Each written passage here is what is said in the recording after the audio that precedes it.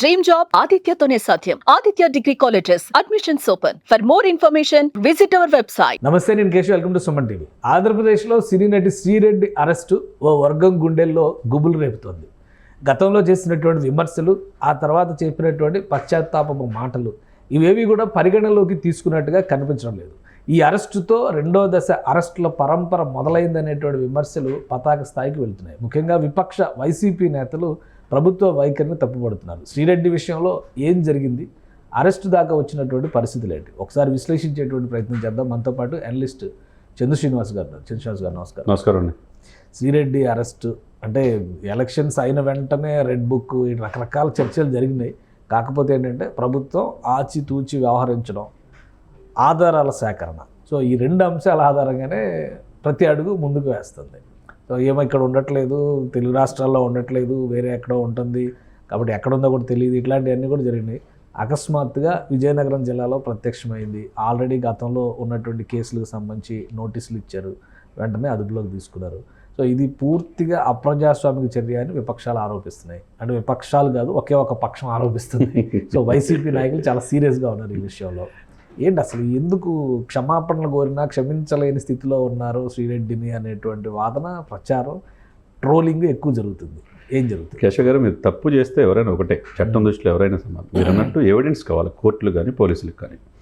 ఇక్కడ శ్రీరెడ్డి గారు ఆమె ఒక్కో సందర్భంలో ఆమె మాట్లాడిన మాటలను బట్టి ఆమె మహిళ, లేకపోతే పురుషుడా, లేకపోతే ఏంటి అనే సందేహం కూడా వస్తుంది. అంటే ఆమె ఇష్టానుసారంగా మాట్లాడుతుంది. నాలుగు ఉంది కదా అని చెప్పి ఇష్టానుసారం మాట్లాడితే నన్ను ఎవరేం చేయలేననే ఉద్దేశంతో గడిచిన 5 సంవత్సరాల్లో ఆమె మాట్లాడిన పరుష పదజాలం, వ్యక్తిగత హననం, పార్టీ అధినేతల్ని, అంటే 4.5 దశాబ్దాలు నడిపిన చంద్రబాబు నాయుడు గారిని, వాళ్ళ కుమారుడు లోకేష్ గారిని, పవన్ కళ్యాణ్ గారిని ఎంత ఇష్టం వచ్చినట్టు మాట్లాడు, వాళ్ళ భార్యని, పిల్లల్ని ఎవరిని వదిలిపెట్టారండి? మీరు అన్నట్టు 2 ఫేజులు అన్నారు. ఫస్ట్ ఫేజ్ పురుషులది అయిపోయినట్టుంది, రెండో ఫేజ్ మహిళది వచ్చింది.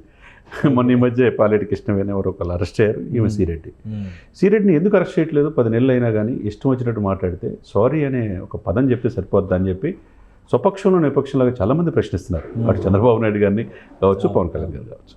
సరే, కాకపోతే ఏంటంటే వీళ్ళు అతి చూసి, మీరు అన్నట్టు గతంలో నెల్లిమర్ల పోలీసులు పిలిచారు, నోటీస్ ఇచ్చారు, ఎక్స్ప్లెనేషన్ ఇచ్చి వెళ్ళిపోయారు.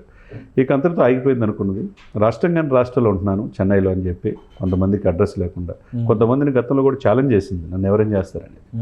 సరే, ఇప్పుడు రెండో కేసు అదే విజయనగరం జిల్లా చెందిన పోసుపాటు, అక్కడ పిలిచారు, అరెస్ట్ చేసినట్టు తెలుస్తుంది. ఇక ఏంటంటే ఒక ఛానల్లో యాంకర్గా, న్యూస్ రీడర్గా పనిచేసిన ఆమె, జర్నలిజం అంటే వృత్తి, మాట్లాడే మాట, సమకాలీన పరిస్థితులపైన అవగాహన అన్నీ తెలుసుకొని ఉండాలి. సమాజంలో అన్నీ తెలుసుకొని కూడా జర్నలిజానికి దీనికి ఏం సంబంధం లేదు. అంటే నేను జర్నలిజం అంటున్నా కేశవ్ గారు, మీరు జర్నలిజం కాబట్టి కొద్దిగా మీకు ఇది ఉంటుంది. ఆమె కూడా జర్నలిజంలో వృత్తిలో కాదు, అంటే జర్నలిజం వృత్తిలో ఉన్న వాళ్ళందరూ జర్నలిస్టులు కాదు. కాబట్టి ఇప్పుడు ఈమె మాట్లాడే టాపిక్ గురించి మాట్లాడడం బెటర్. నేను మిమ్మల్ని అంటలేదు, వృత్తిలో అంటలేదు. జర్నలిస్ట్ ఆమె ఒక యాంకర్గా ఛానల్లో చేసిన ఆమె ఆ తర్వాత నటనలో వెళ్ళింది. నటన నుంచి కొద్దిగా ముందుకెళ్ళి యూట్యూబ్లో, అక్కడ ఇండస్ట్రీలో కూడా చాలా జరిగినాయి. అన్నీ కూడా తెలుసు. మనం తెలిసిన ఎప్పుడు పతాక శీర్షికలు ఉండాలని ఆమె ప్రయత్నం చేసే ఇది కావచ్చు, ఆ తర్వాత వైసీపీ తీర్థం పుచ్చుకునే ఇదిలో కావచ్చు, ఇవన్నీ కూడా చూడండి. ఆమె మాట్లాడిన మాటలో నన్ను ఏం చేస్తారో చేసుకోండి దమ్ము ఉంటే అన్నట్టు మాట్లాడింది. అంటే సభ్య సమాజం తలదించుకునేది, ఆడవాళ్ళు ఇలా మాట్లాడతారా అనే ఇదిలో ఆమె మాట్లాడిన తీరు సమాజంలో ఎవరు కూడా అభినందించట్లా. మీరన్నట్టు ఇన్నాళ్ళకి న్యాయం జరిగింది, తప్పు చేసి ఎవరైనా ఇంతే అనే భావన. ఒకటంటే అంతా అయిపోయింది, పొరపాటు అయింది, క్షమించండి, సారీ, ఇక నుంచి మేము ఎవరి జోలికి రాను, ఇవన్నీ చెప్పింది. అలానే ఈ మధ్య పొలిటికల్ వీడియోలు అయితే ఏం చేస్తున్న సంకేతాలు కనబట్టలేదు. అయినా కానీ వదిలిపెట్టరా? గతంలో చేసినటువంటి తప్పిదాలకి ప్రాయశ్చిత్తం ఉండాల్సిందే. తప్పదు కదా సార్. పోసాని గారు ఏమైందో మనం చూసాం, తర్వాత బోరగడ్డ ఏమైంది తెలుసాం, కొర్ర రవీంద్ర రెడ్డి ఏమైంది, తర్వాత ఇప్పుడు కొడాలి కేశినే ఈయన వంశీ ఏమైంది, రేపు నెక్స్ట్ ఎవరు అనేది. ఇక్కడ ఏంటంటే ఎవరైనా కానీ కొద్దిగా లేట్ అవ్వచ్చు, కానీ తప్పదు శిక్ష. కాబట్టి ఈ విషయంలో ఏమైంది, మీరు అన్నట్టు గతం ఈ ప్రభుత్వం వచ్చిన తర్వాత జూన్ 4 తర్వాత ఒక్కొక్కరిని తాడదీస్తానని చెప్పింది. ఈ ప్రభుత్వం వచ్చిన తర్వాత పశ్చాత్తాపం కనపడింది. విమర్శించిన నోటి నుంచే అన్నయ్య నమస్కారం అని చెప్పేసి చంద్రబాబు నాయుడు గారిని, లోకేష్, పవన్ కళ్యాణ్ గారిని సారీ అని చెప్పింది. అదే సమయంలో నా ఇంట్లో 3 చెల్లెళ్ళు ఉన్నారు, పెళ్లి కావాల్సిన వాళ్ళు ఉంది. నా ఇంట్లో వాళ్ళందరూ నా బంధువులంతా మీ పార్టీకి ఓటేశారు అంది.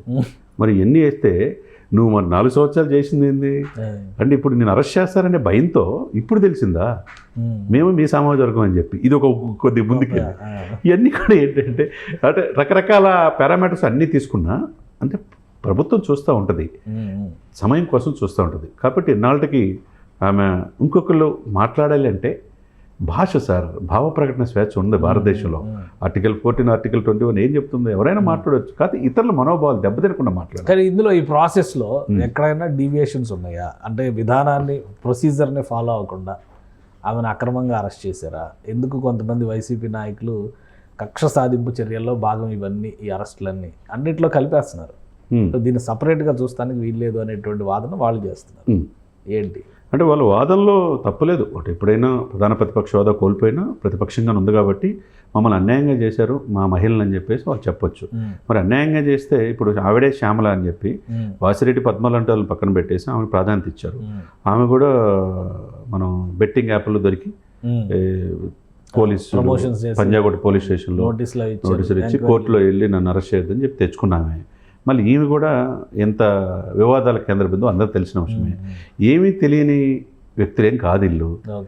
ప్రజల్లో నిరంతరం మీడియాలో ఉండి ఇష్టం వచ్చినట్టు మాట్లాడిన వాళ్ళే, తన నాలుగుకి మాట చెప్పిన వాళ్ళే. కాబట్టి వీళ్ళు వైసీపీ నాయకులు విమర్శించినంత మాత్రాన, అన్యాయంగా మా మహిళను అరెస్ట్ చేసినంత మాత్రాన అక్కడ ఏది ఉండదు. కాబట్టి చట్టం తన పని దాన్ని చేసుకోవద్ది.